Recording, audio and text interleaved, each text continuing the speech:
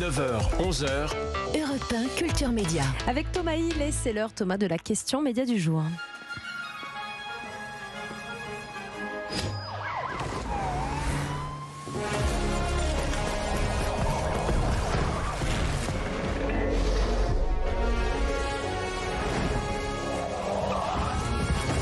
Est-ce qu'on va encore longtemps entendre cette petite musique ? Les salles de cinéma ont bien du mal à résister à notre envie de rester à la maison devant Netflix, Amazon ou Disney+. Alors, est-ce que les salles et les plateformes peuvent cohabiter ou est-ce qu'à terme on ne regardera du cinéma que dans nos canapés ? On en parle ce matin avec nos invités. Laurent Creton d'abord, bonjour, merci d'être avec nous. Vous êtes professeur d'économie du cinéma à l'université de Paris 3 Sorbonne Nouvelle, auteur des salles de cinéma Enjeux, défis et perspectives, c'est aux éditions Armand Collin. Et puis Pierre Lescure, le patron du cinéma français, est toujours avec nous. Alors d'abord, les chiffres, pour être objectif, le cinéma s'était évidemment effondré pendant le Covid, a mis du temps à reprendre des couleurs. L'année dernière, c'était compliqué. Là, cette année, l'année 2023 est plutôt bonne, portée par des blockbusters, notamment comme Avatar 2, Barbie, Astérix. Mais si on compare la fréquentation des salles sur les 9 premiers mois de cette année par rapport à la moyenne des 9 premiers mois de 2017 à 2019, donc juste avant le Covid, on est quand même encore à presque 10% d'entrées de moins. Qu'est-ce qui explique, selon vous, qu'on n'arrive pas à retrouver les niveaux d'avant le Covid, Laurent Creton ? D'abord, moins 10%. Quand je me souviens, et vous aussi, des discours qui étaient tenus il y a encore un an, c'est une bonne nouvelle. C'est-à-dire que l'année dernière, on était à 152 millions, l'année d'avant, 96, et on doit pouvoir dépasser les 190 millions. C'est-à-dire que nous sommes sur une tendance très favorable qui montre que le public aime aller au cinéma. On avait dit il y a encore un an, les jeunes ne viendront plus. Bien sûr que si, ils sont revenus. Et ce n'est pas parce qu'il y a des plateformes, parce qu'il y a des tablettes et des téléphones mobiles qu'on n'a pas le plaisir d'aller dans une salle de cinéma. Oui, mais aller au cinéma, ça coûte aussi très cher. Une place, c'est souvent plus cher qu'un abonnement à une plateforme où on a un accès à un immense catalogue. C'est quand même compliqué de rivaliser face à ça. Pierre Lescure, qu'est-ce que vous en pensez, vous ? Je pense que c'est différent et c'est totalement complémentaire. Je ne crois pas que les jeunes gens, les jeunes femmes, puissent se contenter de rester dans leur canapé ou celui d'un copain. Ça va dépendre de l'offre de cinéma, et Laurent Creton l'a très bien dit, c'est que l'offre qui a été diversifiée, qui a ramené les jeunes, en fait, avant le Covid, on était un pays presque anormal. Vous connaissez mieux l'économie mondiale et plus précisément que moi, mais on était un pays aux chiffres hors normes. Donc, on est redescendu un peu, mais les salles de cinéma qui ont été extrêmement aidées pendant le Covid, qui ont une économie qui est basée à la fois sur le cinéma, sur l'immobilier, sur la confiserie, elles sont pas en difficulté économique du tout. Pas du tout. En outre, on aurait pu craindre que certaines salles ne ferment. C'est tout l'inverse. Exactement. On est à environ 6300 écrans actifs, parce que pour qu'il y ait des spectateurs de cinéma, encore faut-il qu'il y ait un réseau, et c'est le cas en France, de salles diversifiées, à proximité, et qui savent proposer non seulement des films, mais surtout une expérience. Pouvoir partager un spectacle, aller à la rencontre d'une œuvre, à la rencontre d'auteurs. Ouais, mais en revanche, Laurent, je pense que Thomas a vachement raison de poser la question du prix. Il y aurait un effort commercial à faire de la part de ces économies, l'économie des exploitants, qui est assez confortable. Ils pourraient faire un effort. Alors, il y a déjà des réponses qui sont données. Le prix moyen d'une place de cinéma actuellement, c'est 7,20 €. Il y a des offres à 5 €, le tarif pour les moins de 14 ans. Il y a des cartes d'abonnement. Il y a des cartes illimitées pour moins de 22 € par mois. En outre, quand on dit cher, c'est cher par rapport à quoi ? D'abord, la qualité de ce qui est offert, mais aussi la comparaison. Ça vaut combien d'aller voir un match de foot ? Ça vaut combien d'aller au concert ? Bien sûr. Le problème, c'est que si on le compare justement aux plateformes, et là, c'est vrai que la comparaison est presque injuste pour les salles de cinéma, mais les plateformes sont très très peu chères, et c'est peut-être un des soucis aussi. Et l'autre, c'est que certains films ne sortent même plus en salle, mais directement sur plateforme. On en parle dans un instant, à tout de suite. Europe 1. Vous écoutez Culture Média sur Europe 1 avec la suite de la question média du jour. Est-ce que les plateformes vont tuer les salles de cinéma ?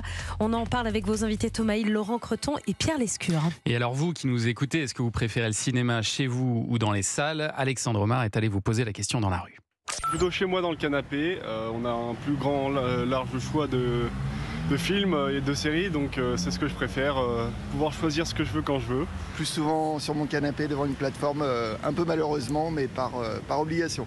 Ma vie professionnelle fait que je ne suis pas tellement disponible pour les horaires cinéma. Au cinéma, parce que l'atmosphère est plus douce et c'est mieux. C'est vrai que je trouve que le cinéma c'est appréciable, mais c'est plus rare qu'on y aille. Généralement devant une plateforme, majoritairement. Je continue à aller en cinéma parce que ça reste quand même des bons moments en famille. Et puis même pour les gros films, avec toutes les évolutions techniques et technologiques, notamment le IMAX, ça reste vraiment quand même hyper intéressant. Je suis très orienté cinéma, grand écran, salle obscure. Tous les grands films qu'on découvre sont au cinéma de manière générale. Genre, j'ai pas le souvenir d'avoir découvert un film qui m'ait bluffé chez moi, quoi. Plutôt chez moi, tranquillement, sur mon ordinateur la plupart du temps. Pas besoin de se déplacer, c'est à portée de main directement.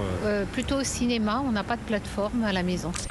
C'est intéressant toutes ces réactions des gens, notamment celui qui nous dit que l'IMAX, le son formidable, ça peut-être rendre l'expérience encore meilleure. C'est la solution pour les salles de rendre l'expérience encore plus grandiose?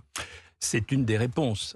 Grandiose du point de vue de la qualité de l'image, de la qualité du son, mais également l'accueil, l'animation, les événements. Ce n'est pas seulement un film, c'est tout ce que l'on peut vivre ensemble grâce au film et grâce à la salle de cinéma. Mais malgré tout, vous les avez entendus aussi, ces spectateurs qui disent « Bah oui, mais moi je préfère être chez moi, je démarre le film quand je veux, et puis je suis tranquille dans mon canapé, j'ai un choix immense aujourd'hui, donc voilà pourquoi m'embêter à sortir de chez moi, Pierre Lescure ». Le problème, c'est que sur je peux évidemment comprendre, mais vous savez, quand on a démarré Canal, je ne veux pas vous raconter 14-18, mais quand on a démarré Canal, on annonçait que Canal allait tuer le cinéma. Ça a été exactement le contraire, parce qu'il y a eu de belles négociations entre le cinéma et la chaîne. Et ça continue aujourd'hui. Mais sur une programmation de 100 films, il y en a quand même une majorité que vous avez envie de voir, alors que sur la programmation énorme de toutes les plateformes, il y a quand même énormément de choses que vous n'avez pas envie de voir. C'est vrai. Et un jour ou l'autre, ça leur posera économiquement un problème. Mais alors parfois, les distributeurs, ils font le choix de ne sortir le film que sur plateforme et plus en salle. Par exemple, le prochain film de Michael Mann, Ferrari, ne sortira pas au cinéma en France. C'est une production Amazon Studio. La firme rechigne à patienter 17 mois après une sortie salle pour pouvoir les diffuser sur sa plateforme. Ça, c'est la chronologie des médias qui fait que voilà, il faut attendre un certain nombre de mois. Comment vous l'expliquez ça? Parce que là-dessus, tout le monde sera perdant, à la fois le public et les exploitants, non? D'abord, c'est un marché intensément concurrentiel. On a en tête les films qui rencontrent un large succès, public, critique. Et puis, il y a tous les autres. Les cas sont très différents. Si je prends le cas de Irishman de Scorsese, il est vrai que les Hollywood, c'est-à-dire les financiers, ne souhaitait pas financer un film aussi cher avec des perspectives d'entrée et de recettes fort incertaines. C'est la difficulté, c'est que quand vous choisissez de sortir le film en salle, vous prenez un très grand risque parce que quelle que soit la qualité du film, il y en a tant d'autres. En revanche, quand vous négociez directement avec une grande plateforme, les poches profondes qui vous mettent directement un paquet d'argent sous le nez, il y a la tentation de répondre en se disant « mon film sera largement présent sur les plateformes ». Oui, il sera présent sur les plateformes, comme 6200 autres programmes audiovisuels sur Netflix. Mais est-ce qu'il sera choisi ? Et ça, c'est un problème. Vous dites, c'est une chance de pouvoir choisir dans un tel catalogue, mais c'est aussi une problématique d'hyper-choix. Pour les spectateurs, et chacun a dû en faire l'expérience, on peut passer parfois 10 ou 15 minutes à essayer de trouver une série ou un film pour se dire finalement, je n'y arrive pas. Et ce film, on va peut-être l'oublier, en fait. Ça a été le cas d'Irishman, c'est vrai. Il y a Irishman, mais regardez encore ce film oscarisé de Cuarón, Roma. Ouais. Il sera oublié dans sa filmographie parce qu'il n'a pas existé en salle. Il n'y a pas eu cette émotion que vous avez eue en y allant et en revenant surtout.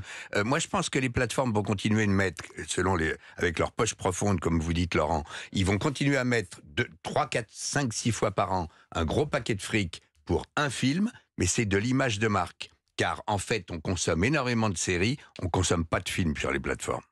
Eh ben, merci, on terminera là-dessus. Merci Laurent Creton. Et je rappelle votre livre Les salles de cinéma, enjeux, défis et perspectives. C'est aux éditions Armand Collin. Et puis un grand merci à Pierre Lescure d'avoir été avec nous ce matin. Merci les enfants. Rendez-vous dimanche soir, c'est en deuxième partie de soirée pour un nouveau numéro de Beau Geste, une émission qui va justement vous donner envie d'aller dans les salles de cinéma.